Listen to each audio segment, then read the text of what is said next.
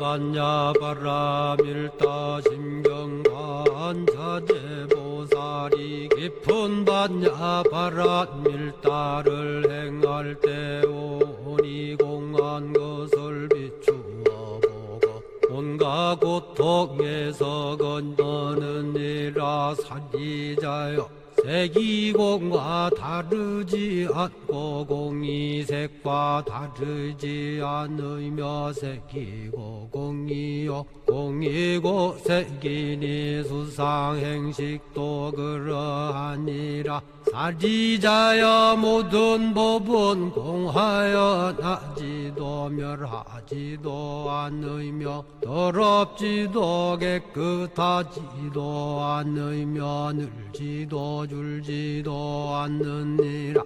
그러므로 곳 가운데는 색이 없고 수상행식도 없으며 안이비설신의도 없고 색성향미 촉법도 없으며 눈의 경계도 의식의 경계까지도 없고 무명도 무명이 다함까지도 없으며 늙고 죽음도 늙고 죽음이 다함까지도 없고 고진열도도 없으며 지혜도 얻음도 없느니라. 얻을 것이 없는 까닭에 보살은 반야바라밀다를 의지함으로 마음에 걸림이 없고 걸림이 없으므로 두려움이 없어서 뒤바뀐 헛된 생각을 멀리 떠나 완전한 열반에 들어가며 삼세의 모든 부처님도 반야바라밀다를 의지함으로 세상의 깨달음을 얻느니라. 반야바라밀다는 가장 신비하고 밝은 주문이며 위없는 주문이며 무엇과도 견줄 수 없는 주문이니 온갖 괴로움을 없애고 진실하여 허망하지 않음을 알지니라. 이제 반야바라밀다주를 말하리라.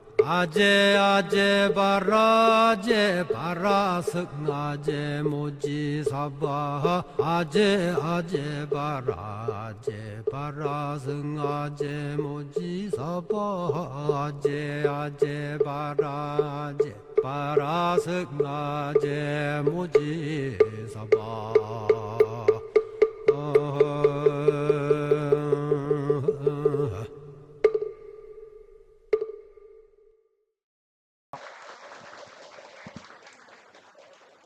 네, 안녕하십니까. 한국음악과 박천지입니다.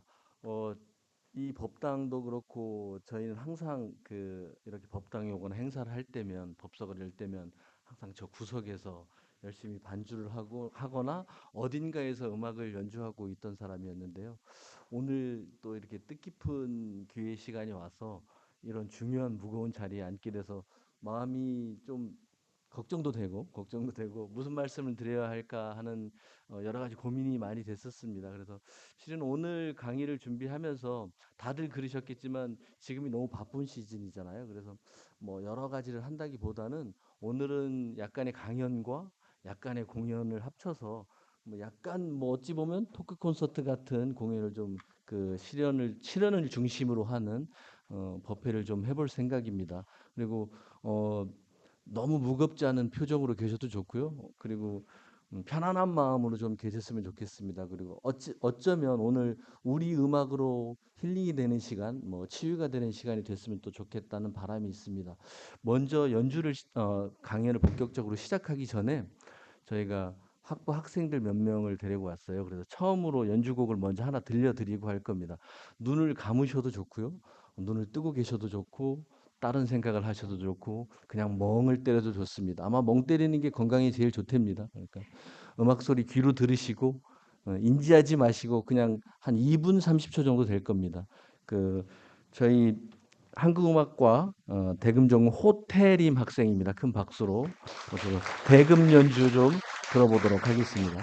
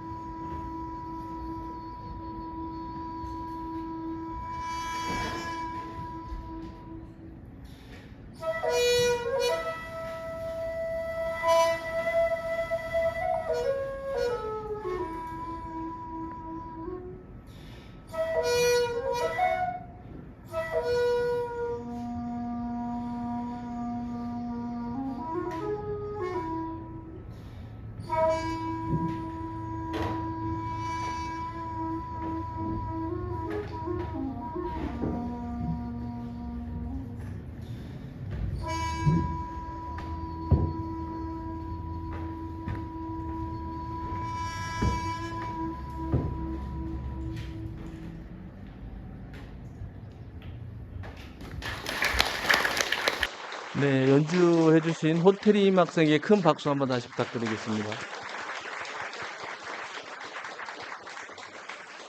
보통 이런 연주가 끝나고 나면 가끔 이런 질문을 합니다.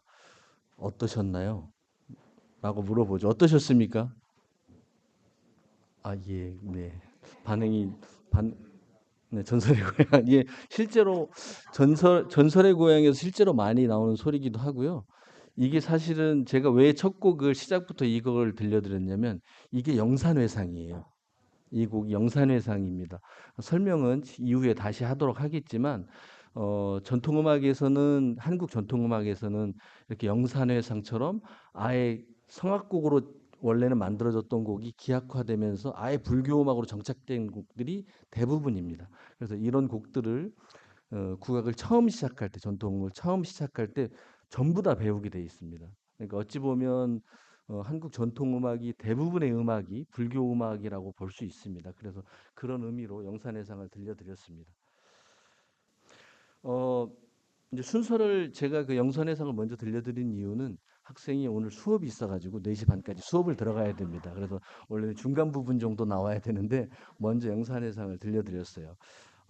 오늘 들려드릴 이야기 중에 핵심은 우리 한국의 불교 음악이 어떤 것인가, 그리고 한국의 불교 음악이 전통 음악과는 어떤 관계를 가지고 있고 그 이후에 한국적 전개가 어떻게 되었나, 그리고 최근에 1920년대 이후에 우리가 일반적으로 아는 조금 전에 부른 삼귀 같은 거 있죠.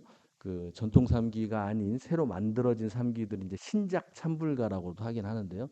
그런 참불가들의 탄생 과정과 이런 것들 대략적으로 시간이 많지 않아서 전부 다 할 수는 없지만 전 맥락을 좀 이렇게 따라가면서 말씀을 드리는 걸로 하겠습니다. 어, 저희 써 있다시피 조선의 최고의 작곡가는 누구일까요? 이 영상 그 PPT를 보시면 눈치를 채시는 분이 있으시겠지만 혹시 떠오르시는 분이 있을까요? 조선의 최고의 작곡가. 우리가 모두 아는 그분. 네, 세종대왕입니다. 보통 보통 우리는 세종대왕은 제일 많이 하는 것은 한글 장제, 뭐 그리고 여러 가지들 그 의미 있는 우리 역사에 아주 의미 있는 일을 많이 하셨잖아요. 근데 이분이 음악에도 천재셨어요. 그래서 불교 음악을 많이 만드셨고 그 불교 음악들이 민중의 삶 속에 녹아질 수 있도록 더 많은 곡들을 만들어서 그 대중들과 민중들과 함께 하고 했습니다. 어, 조선시대는 아시다시피 유교 시대였잖아요. 유교, 성략을 중심으로 한 유교 중심의 사회였는데 그럼에도 불구하고 세종대왕은 아까 말씀드린 것처럼 불교 음악을 많이 작곡하였고요. 어, 직접 가사와 선율까지 창제를 했습니다. 그리고 사리영기에 이런 기록들이 많이 나오고 있고요. 그리고 월인 청강지곡이라는 곡을 지었습니다. 혹시 월인 청강지곡에 대해서 들어보신 분 있습니까? 네. 네. 그거 아마 그 문학적으로도 많이 저희가 나와있게 됐는데 내용은 한 개의 달이 천 개의 강에 비친다 이런 뜻입니다. 그래서 부처님과 자비와 광명이 모든 곳에 모든 생명들에게 자비와 광명을 비추신다 하는 뜻의 내용입니다. 그래서 이런 것들을 실제로 지금으로 치면 굉장히 큰 규모의 뭐 몇백 명 되는 규모의 악사들과 그리고 춤추는 사람들과 여러 사람들을 동원해서 실제로 공연 기록도 많이 있습니다. 그래서 그런 문화유산들이 지금의 저희 전통음악으로 자리 잡고 있고 계승되고 있습니다. 아까 들으신 음, 상령산 그 영산 회상 중에 상령산이라는 곡인데요. 그 곡도 마찬가지로 세종시대 때 15세기 전후반으로 지어진 것으로 나와 있습니다. 그래서 이후에라도 대금을 소리를 들으시면 혹시 상령산인가 아니면 영산회상인가 이런 생각을 해주시면 좋을 것 같아요. 대부분 구분하는 법은 음악이 느리다 싶으면 아 이건 영산회상인가 보다 하면 거의 7, 80%는 맞습니다. 네, 말씀드린 것처럼 사리영기의 원력이라고 사찰의 기적을 기록한 사리영기를 바탕으로 국가적 안녕과를 연결하였습니다. 선대왕에 대한 효를 소리로 표현하고 소헌왕후에 대한 사랑. 그 왕비가 나중에 먼저 그 목숨을 잃으시잖아요. 그거에 대한 보답으로 월인 청강지곡을 지었다는 이야기도 있습니다. 불과 저희가 한 3년 전쯤에 작곡가 박범은 선생님 저희 학교 교수로 계신 박범은 선생님께서 3시간짜리 이 월인 청강지곡을 국립극장에서도 한 5일간에 걸쳐서 연주를 한 적이 있습니다. 기회가 되면 저희 학교에 계신 분들도 아마 또 할 기회가 있을 겁니다. 그럴 때 한번 저희가 학교 공식 게시를 통해서 초청할 수 있으면 초청하는 방법을 좀 찾아보도록 하겠습니다. 아까 이제 보신 영산회상입니다. 제가 이건 박사학위 논문을 쓸 때 이미 나와 있는 논문인데 그걸 좀 발췌를 한 건데요. 요 끝에 보면 원래는 성악곡이었습니다. 그래서 노래를 부르던 곡이었는데 이 악보에 보면 여기 영산회상 이렇게 써 있죠. 여기 써 있고 빨간 글씨로 보면 여기 영산 회상불보살 이렇게 써 있습니다. 그래서 아시는 것처럼 법화경을 설하시던 부처님의 모습을 형상화한 걸 영산회상이라고 그러잖아요. 그래 그를 도상화한 걸 영산회상도라고 하듯이 그런 모습들을 우리나라에서는 조선 시대에서는 음악으로 만들어서 백성들에게 노래를 부르게 하고 이렇게 그 불교 포교와 함께 그 홍법을 진행하고 있었습니다. 그런데 이후에 15세기 영산회상 불보살에게 성악으로 만들어지고 그 이후에는 이제 가사가 없어집니다. 아무래도 유교 국가인 정치적 이념 때문에 그런 현상이 일어났을 것이라고 보는데요. 그리고 19세기에는 아예 가사가 전체가 없어지고 기악곡으로만 남습니다. 그래서 상령산, 중령산, 세령산 뭐 이런 곡들로 그래서 총 7곡 또는 9곡의 영산해상 곡이 만들어집니다. 그래서 모음곡 형식으로 보통 다 연주를 하면 한 40분 정도가 됩니다. 그래서 오늘 법회 시간이 평균 한 35분에서 40분 하면 된다고 해서 처음부터 끝까지 영산해상만 하고 말까 하는 좀 여러 가지 고민을 했습니다. 네. 네, 이렇게 조선시대의 역사가 있었고요. 그리고 여기서 주목하는 바는 영산에서는 좀 덜 그렇지만 전통음악의 미학적인 측면이 많이 보입니다. 그 중에 하나가 이제 연음 형식들이 있는데요. 연음형식이라고 하면 저희가 많이 들어보시지 못하셨을 거예요. 대부분 연음형식들은 어떤 소리가 이어지고 나면 우리도 요즘 가요도 그렇잖아요. 가사가 끝나고 나면 어떤 다른 가사가 나오기 전에 간주가 있고 이런 것들이 있듯이 이런 전통 음악에서는 연음 형식이라는 게 있습니다. 그래서 보통 메인 선율이 끝나고 나면 그 선율을 받아서 계속 뭔가 발전을 하고 서로 교감을 주고받고 이런 부분들이 있는데 이거를 음악적으로 풀어봤을 때는 그냥 연음 형식이라고 볼 수 있지만 불교적으로 본다면 연기설과도 닮아 있습니다. 소리가 끊기지 않고 무언가에 계속 영향을 미치고 서로 주고받는 이런 연기설과도 밀접한 관계가 있는 걸로 보여집니다. 보통 분들이 많이 물어보세요. 그 국악하시는 분들은 악보를 어떻게 보고 하십니까? 하고 하면 모양이 이렇게 생겼습니다. 여기 보는 것처럼. 네모 칸안에 이렇게 돼 있죠. 실제로 이게 저희가 보는 악보입니다. 물론 전통 음악 할 때는 이렇게 보는 악보인데요. 여기에 보면 뭐 황중 뭐 남 이렇게 글자로 써 있어요. 한문으로. 그게 이제 음표를 이야기하는 거, 음의 높이를 얘기하는 거고 이 한 칸 한 칸이 한 박자를 이야기합니다. 그래서 그 박자를 안에 몇 개로 나누냐에서 몇 분의 몇 박자가 형성이 됩니다. 지금 연주를 해도 생각보다 굉장히 과학적입니다. 이것도 세종대왕께서 만드신 업적 중에 하나십니다. 아마 동양에서는 최초로 이 율자 악보라고 그러거든요. 계량을 측량할 수 있는 악보라고 해서 이 율자 악보를 동양 최초로 만들어지게 됩니다. 네. 그 다음에는 이거는 보통 그 저희가 불교의 전례 전파 과정들을 많이들 보셨겠지만 음악의 전례와 전파 과정도 특별히 다르지 않습니다. 그 인도를 중심으로 서역을 거쳐서 그리고 중국과 동남아시아 그 북동아시아까지 전해지는 그 경로를 나타낸 겁니다. 그래서 고대 선율 샤만의 진동이 서역과 중국을 거치면서 동양적 미학으로 변형이 됩니다. 그래서 실제로 중국, 인도, 중국 그리고 한국이 거쳐서 비슷한 언어 그리고 비슷한 악기들이 굉장히 많습니다. 물론 나라마다 특색이 있기 때문에 그 악기가 좀 변형이 많이 되고는 하지만 그래도 비교적 우리 영화에서 많이 보는 이런 그 비파 이런 거 있잖아요.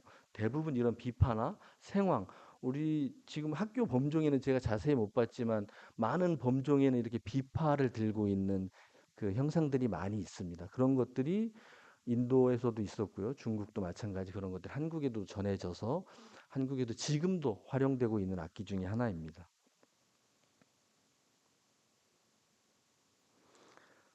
보통 불교 음악이라는 말씀 좀 들어보셨을까요? 불교 음악이란 단어? 스님들 혹시 들어보셨습니까?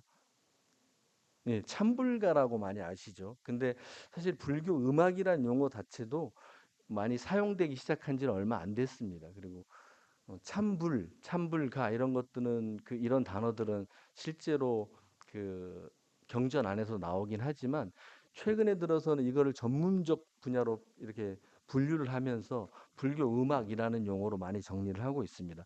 그래서 불교 음악 하면 대표적인 게 우리는 다 여기 계신 분들은 전부 다 아실 거라고 생각되지만 범패라는 게 있죠. 범패. 범패는 들어보셨죠? 예. 범패가 있고 그 범패와 같이 하는 율동들을 작법이라고 하기도 하고요. 범패, 작법. 그 범패에는 헛소리, 짖소리, 뭐 안채빗소리, 화청 이렇게 여러 종류로 나뉩니다. 이렇게 나누는 이유는 어, 범패도 범패를 전문적으로 하는 스님이 계시고 또 그렇지 않고 그 연불만 전문적으로 하는 스님들이 계시고 그래서 이 범패도 그 사용하는 방식에 따라서 활용되는 방식에 따라서 여러 가지 이름으로 부르게 됩니다. 조금 더 그걸 전문적으로 하시는 스님들이 부르는 소리들이 있고요. 그렇지 않은 소리들이 있고 이렇게 나뉘게 됩니다. 음, 범패, 어산 혹시 제가 질문을 너무 많이 하는 것 같긴 한데요. 범패, 어산 이런 말씀 혹시 또 들어보셨을까요? 처음 들어보시죠? 네. 오늘 잘 오셨습니다. 네. 그 범패는 조식이라는 사람이 어느 산속에 들어갔는데 너무 천상의 소리가 났대요. 근데 물고기가 허공에서 노는 소리, 이런 천상의 소리들이 들려서 그거를 듣고 중국 사람인데 조식이라는 사람이 범패를 지었다고 합니다. 그래서 전통적인 범패를 보면 그래서 어산이라고 그러거든요. 어산이라는 보면 물고기 어자를 씁니다. 그래서 그럼 범패하고 그 물고기하고 무슨 상관이 있길래 그러냐 하지만 아까 말씀드린 것처럼 물고기가 노는 형상을 그 노래로 만들었다는 뜻입니다. 그래서 실제로 소리도 제가 노래를 잘 못하긴 하지만 굉장히 역동적입니다. 이 호호 호호 이렇게 이런 것처럼 꼬리를 탁탁 칠 때 물고기가 물을 헤치고 나가는 소리들로 아주 느리면서도 이렇게 장중한 소리를 만들어냅니다. 그것을 이제 범패라고 부르게 됩니다. 네, 이제 사실 범패는 어찌 보면 중국의 소리라고 볼 수 있습니다. 중국의 소리고 그게 당나라 시절에 우리나라에 유입되기 시작하면서 범패가 또 한국화되기도 하긴 하는데요. 그러면 그 이전에는 우리의 소리는 없었냐 하는 대목을 좀 말씀드리고 싶은데 우리는 많이 들어보셨을 겁니다. 도솔가, 뭐 향가 이런 거 들어보셨죠? 대부분이 이런 것들 가사를 보시면 대부분 불교적인 가사가 많습니다. 그래서 그런 소리들이 이미 한국에도 존재하고 있었다라는 말씀을 드릴 수 있겠습니다. 그리고 어, 요즘 저희가 그 점등식 같은 거 할 때 보면 이렇게 막 저희 풍물패들이 나와서 뭐 소리도 하고 막 그러잖아요. 그런 것들이 이미 신라 진병왕 때부터 있었습니다. 그런 소리들이 사물놀이나 풍물놀이나 이런 절 건립회로 전달되면서 민중 속에 깊이 파고 들어가게 되고 그런 것들이 지금까지 남아서 우리 전통 문화로 남아 있고 현재 진행형 어, 예술로 진화하고 있는 중입니다. 9세기에 신라 진감선사가 당나라에서 선진적인 범패 체계를 습득해서 온 곳이 지금의 쌍계사입니다. 쌍계사에 가면 이 공탑비가 있습니다. 가서 한번 기회가 되시면 우리 가셨을 때 이거를 보시면 아 이게 우리나라에 처음으로 범패가 들어왔던 그거를 뜻하는구나라는 것을 아실 수 있을 겁니다. 그래서 기회가 되시면 한번 가셔서 찾아보시면 좋을 것 같습니다. 네, 아까 말씀드린 것처럼 안채비 소리는 일상의례의 단정함이 나타나고 바깥채비 소리는 전문 예술적 범패 뒷소리라고도 합니다. 그래서 깊은 곳에서 끌어올리는 에너지들을 이렇게 하는 건데요. 우리 대한민국 조계 종단에도 어산어장 스님이 계시는데 그 뭐 수륙제나 아니면 생전예수제 그리고 여러 장르에서 많이 하시는데요. 절에 가서 큰 법회들이 있을 때 한번 귀 기울여 들어보시면 아, 요게 잘은 모르지만 그때 들은 범패라는 거가 있구나라고 생각하시면 좋겠습니다. 그리고 보통 저희가 이렇게 이런 법당 안에서 하는 소리들은 대부분 염불이라고 부릅니다. 안채비 소리라고 하고 그건 일반적인 스님들이 일반 의식을 할 때 부르는 소리라고 생각해 주시면 좋을 것 같습니다. 네, 그래서 이제 범패들이 한국화되는 과정을 좀 겪습니다. 어, 여기 보면 경토리, 남도 계면토리, 매나리토리, 산연불, 판소리 이런 것들이 있는데요. 여러분 사투리라고 많이 아시죠? 사투리라는 게 지역적 특색을 나타내는 거잖아요. 그래서 이 전통음악에서는 그걸 토리라고 부릅니다.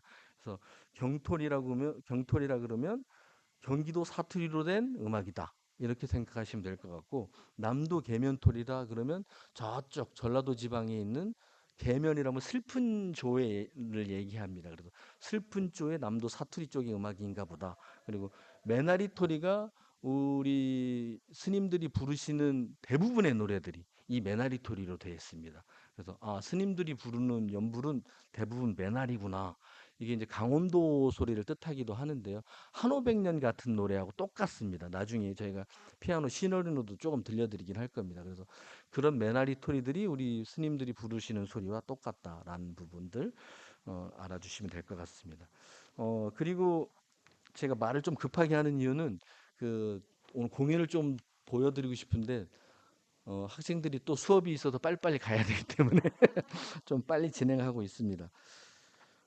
다음은 판소리에 대해서 좀 말씀을 드리려고 합니다. 메나리토리, 남도계면토리, 경토리처럼 네, 이렇게 여러 가지 토리 중에 남도 계면토리라는 게 있습니다. 흔히들 말하는 판소리 있죠라고 하는데요. 오늘 들려드릴 소리 대목은 심청가의 그 신봉사 눈 뜨는 대목입니다. 너무나도 잘 아시겠지만 심청가는 유교 이것도 마찬가지로 시작점을 15세기 초중반으로 만들어진 걸로 알려지고 있는데요. 정확한 근거는 없습니다만 그리고 16세기부터 문헌의 기록이 좀 나오긴 합니다. 유교 시대 국가적 그 정치 이념에도 불구하고 불교의 사상이 그대로 들어가 있는 그 판소리가 바로 심청가입니다. 아시다시피 그 부처님이 탄생하는 과정들, 설화들이 있잖아요. 그거와 심청이 탄생하는 설화가 똑같습니다. 똑같고 마야분인이 부처님을 낳으시고 7일 만에 돌아가시잖아요. 심청이의 그 어머니이신 곽씨 부인도 딱 7일 만에 죽습니다. 그래서 그런 과정들부터 그리고 공양미 300석을 시주하는 장면 이런 부분들 이제 공덕을 쌓는 거죠. 공덕을 쌓고 심청이가 물에 빠지고 이제 그거를 문학적으로 봤을 때는 피안의 세계로 간다고들 많이 하시더라고요. 그래서 피안의 세계에 도달해서 다시 어떻게 되죠? 환생을 해서 나오죠. 예, 보살이 돼서 다시 치안의 세계로 넘어오게 됩니다. 다시 넘어와서 신봉사를 만나게 되는데 신봉사 혼자만 눈을 뜨느냐? 그렇지 않습니다. 혼자 뜨지 않고 거기에 얼떨결에 따라온 봉사들이 다 같이 눈을 뜹니다.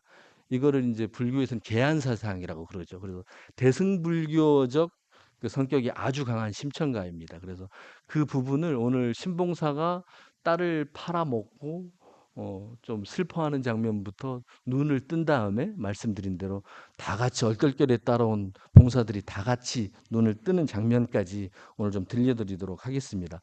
오늘 소리는 한국음악과의 2학년 정윤서 학생이고요.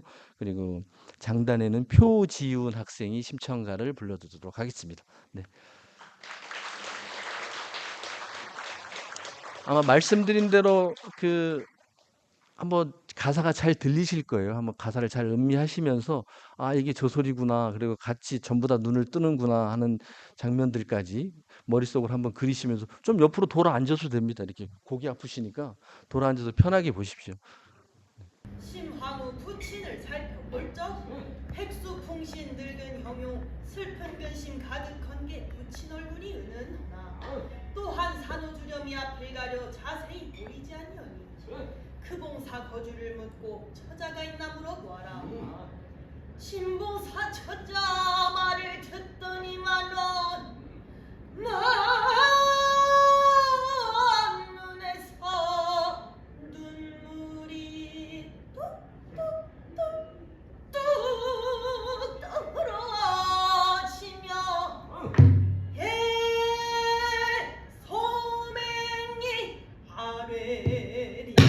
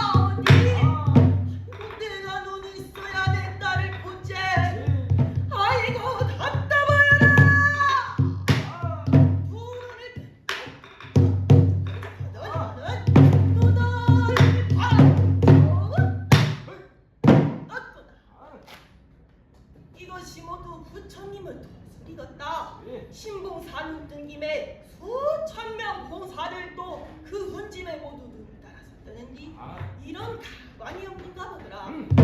만자맹이 눈을 뜬다. 전라도 순창담양 새가 못 뛰는 소리라. 자, 하는 말은 모두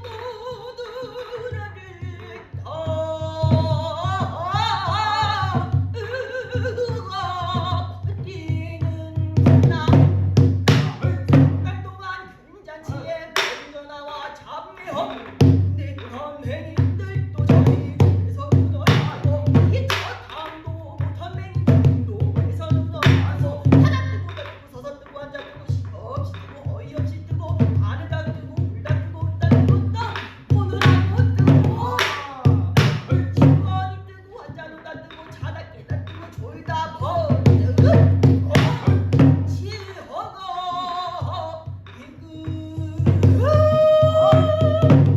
저수까지 일시야 눈은 떠서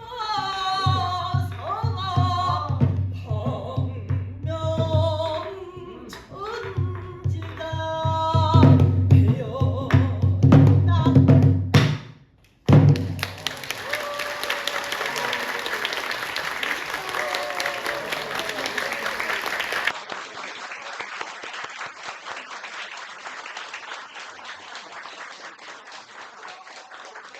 지금 역시 그 10마디 말보다 한 번에 공연이 나은 것 같습니다. 확실히 빠른 것 같습니다. 그 저희 한국음악과 2학년 학생들이에요. 아직 4학년도 아니고 2학년 학생입니다. 그럼 박수 한번 부탁드립니다. 오늘 그 전광원에서 법회를 한동안이 서로 자기네들이 와서 그 음성공연을 하겠다고 해서 그 많은 사람 중에 어렵게 선택해서 왔습니다. 네. 나중에 보시면 아는 척 많이 해주세요. 네. 이처럼 한국 문화는 한국 특히 우리 전통 음악들은 불교적 소재가 다양하고 불교적 DNA가 그 음악 안에 가득 되어 있습니다. 근데 조금 애석하게도 이제 이런 것들이 19세기, 20세기 들어지면서 좀 많이 희석이 됩니다. 그래서 지금 시간이 35분인데 거의 끝날 시간이 된 것 같아요. 지금부터 1시간은 더 해야 될 것 같은데 너무 길어질 것 같아서 그 연주 부분은 제가 기회가 되면 다음번에 이 이후가 사실 또 굉장히 길거든요. 그래서 이 이후 부분은 제가 다음번에 하는 걸로 하고 오늘은 간단히 그 역사적 맥락만 좀 말씀드리도록 하겠습니다. 그래서 1920년대가 아시다시피 이제 그 일본한테 문화적으로도 그렇고 여러 가지 수탈을 많이 당하고 하잖아요. 그러면서 꼭 드리고 싶은 말씀은 그런 겁니다. 그 시대 모든 그 문화들도 그렇고 정책들도 마찬가지지만 막 무분별하게 들어오게 되죠. 서양 음악도 무분별하게 들어오게 되고 뭐 일본의 트로트도 들어오게 되고 엔카도 들어오게 되고 뭐 창가, 군가들이 들어오게 됩니다.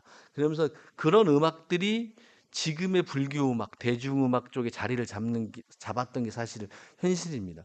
그리고 나서 그 이후에 여러 그 백용성 스님이나 이런 분들께서 혁신을 하기 위해서 우리 불교적 한국적 포교를 좀 해야 되겠다 해서 여러 운동을 하시면서 그 대각 운동과 함께 찬불가 운동을 시작하기 합니다. 그래서 그런 맥락이 이어졌지만 그럼에도 불구하고 60년대, 70년대까지도 사실은 지금까지도 그런 외래풍의 음악들이 자리 잡고 있는 게 현실입니다. 그래서 실은 저희 삼귀 사홍소원도 저희가 지금 부르고 있는 삼귀 사홍소원도 얼핏 잘못 들으면 외래 종교 음악과 비슷한 점이 많습니다. 그래서 그런 부분들을 기회가 된다면 다음번에 다시 한번 말씀드리는 걸로 하고요. 오늘은 제가 좀 시간에 쫓기다 보니 천천히 좀 자세하게 설명을 좀 드렸어야 되는 것 같은데 그러지 못한 점이 있습니다. 혹여라도 관심 있으시거나 궁금하신 분 있으면 언제든지 찾아주시면 성심성의껏 또 말씀 나누도록 하겠습니다. 오늘을 경청해 주셔서 감사합니다. 이상 마치겠습니다. 고맙습니다.